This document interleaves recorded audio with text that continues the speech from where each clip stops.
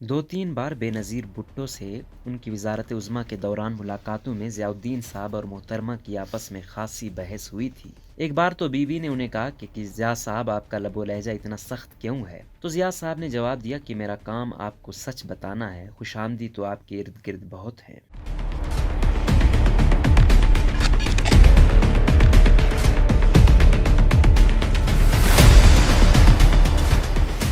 ज़ुबैर आज़म के मुताबिक पाकिस्तान की सहाफ़त में मोहम्मद ज़ियाउद्दीन को एक ऐसे सहाफ़ी के तौर पर जाना जाएगा जिन्होंने हर दौर हुकूमत में सच का साथ दिया। 83 साल की उम्र में वफ़ात पाने वाले सीनियर सहाफ़ी के चले जाने पर सभी ये एतराफ़ कर रहे हैं कि उनकी ज़िंदगी मौजूदा दौर के सहाफ़ियों के लिए मशअल राह है। सन 1938 में इंडिया के शहर मद्रास में पैदा होने वाले मोहम्मद ज़ियाउद्दीन अपने ख़ानदान के साथ पहले मशरक़ी पाकिस्तान के दारुल हुकूमत ढाका और फिर 1960 में 21 साल की उम्र में कराची पहुँचे। बी फार्मेसी की डिग्री के लिए उन्होंने एक दवासाज कंपनी में नौकरी शुरू की, लेकिन उनका दिल इस काम में नहीं लगा। कुछ अरसे बाद उन्होंने सहाफत का रुख करने का इरादा किया और कराची यूनिवर्सिटी के शोबे सहाफत में दाखिला ले लिया। यहाँ से ही उनके सहाफती सफर का आगाज हुआ, जिसके बाद उन्होंने कभी पीछे मुड़कर नहीं देखा। यूनिवर्सिटी के जमाने में ही वो रोजनामा डॉन से वाबस्ता हो गए और पढ़ाई मुकम्मल होते ही पाकिस्तान स्पॉटलाइट के नाम से एक माहाना मैगजीन जारी किया, जो ज्यादा अरसा नहीं चल सका। इसके बाद पाकिस्तान प्रेस एजेंसी नामी निजी कंपनी के साथ काम किया, लेकिन यह पाकिस्तान में सहाफत के लिए कुछ अच्छा दौर नहीं था। एक जानिब सदर अयूब खान की सख्त पॉलिसियां थी, तो दूसरी जानिब मीडिया मालकान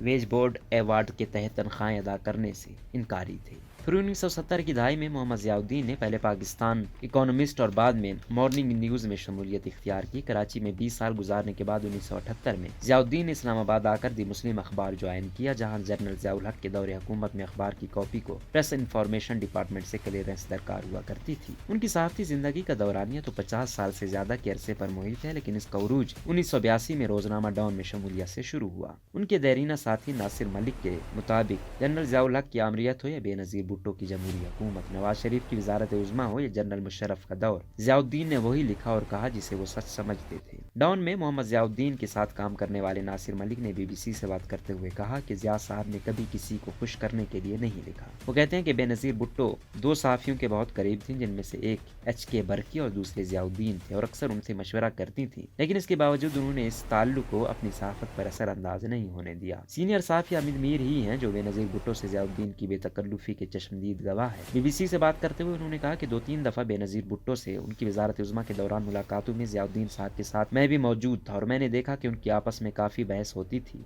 नासिर मलिक कहते हैं कि बेनज़ीर भुट्टो ने अपने दोनों दौरे हुकूमत में यह ऑफर की कि ज़ियाउद्दीन उनके मुशीर बन जाएं, लेकिन ज़िया साहब का एक ही जवाब होता था कि मैं सहाफ़ी हूँ और सहाफ़ी रहूँगा। रोज़नामा एक्सप्रेस ट्रिब्यून के साबिक मुदीर और मोहम्मद ज़ियाउद्दीन के करीबी साथी कमाल सिद्दीकी ने बीबीसी से बात करते हुए कहा कि ज़ियाउद्दीन साहब मौजूदा दौर के सहाफ़ियों से इस तरह मुख्तलिफ थे कि जहाँ आजकल कुछ सहाफ़ी पावर ब्रोकर बन जाते हैं, वो ऐसा नहीं करते थे। कमाल सिद्दीकी ने कहा कि एक सीनियर सहाफ़ी होने के बावजूद न सिर्फ उनकी ज़िंदगी बहुत सादा थी, बल्कि उनके उसूल निहायत वाज़े थे, जिस पर उन्होंने कभी कोई समझौता नहीं किया। ज़ियाउद्दीन के शाये होने वाले हालिया इंटरव्यू के मुताबिक जब बेनज़ीर भुट्टो की पहली हुकूमत को उस वक्त के सदर गुलाम इसाक खान ने करप्शन के इल्जामात पर बरतरफ कर दिया, तो शवाहिद के तौर पर उनकी चंद रिपोर्ट्स को भी शामिल किया गया, लेकिन बाद में कभी भी बेनज़ीर भुट्टो ने उनसे गिला नहीं किया। हामिद मीर के मुताबिक परवेज़ मुशर्रफ के दौरे हुकूमत में मैंने देखा कि ज़ियाउद्दीन साहब का लहजा तो इतना ही सख्त है जितना बेनज़ीर भुट्टो के सामने हुआ करता था, तो मेरे नज़दीक उनकी इज्जत और भी बढ़ गई। हामिद मीर ने एक और किस्सा बयान करते हुए कहा कि एक बार जब Pervez Musharraf chief of army staff थे, तो एडिटर से एक मुलाकात में कारगिल से मुताल्लिक बात हो रही थी।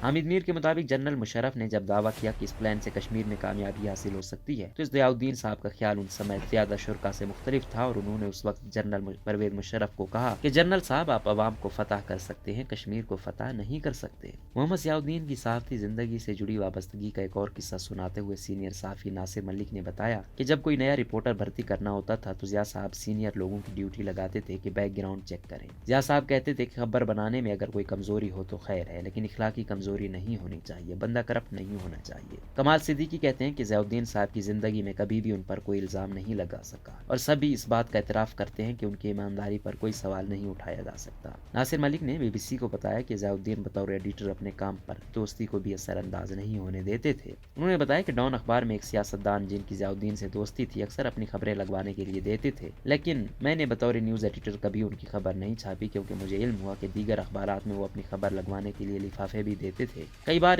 اس سیاستدان نے دفتر آ کر ضیاء الدین صاحب سے میری شکایت کی۔ ضیاء صاحب مجھے بلاتے تھے اور ان کے سامنے پوچھتے تھے کہ خبر کیوں نہیں لگائی، تو میں کوئی نہ کوئی بہانہ کر دیتا، لیکن اگلے دن پھر خبر نہیں لگاتا تھا تو ضیاء صاحب نے کبھی مجھ سے نہیں پوچھا کہ تم نے میرے دوست کی خبر کیوں نہیں لگائی۔ کمال صدیقی کے مطابق محمد ضیاء الدین نے کبھی بھی اصولوں پر سمجھوتا نہیں کیا اور نئے صحافیوں کو عملی طور پر اس کا ثبوت بھی دیا۔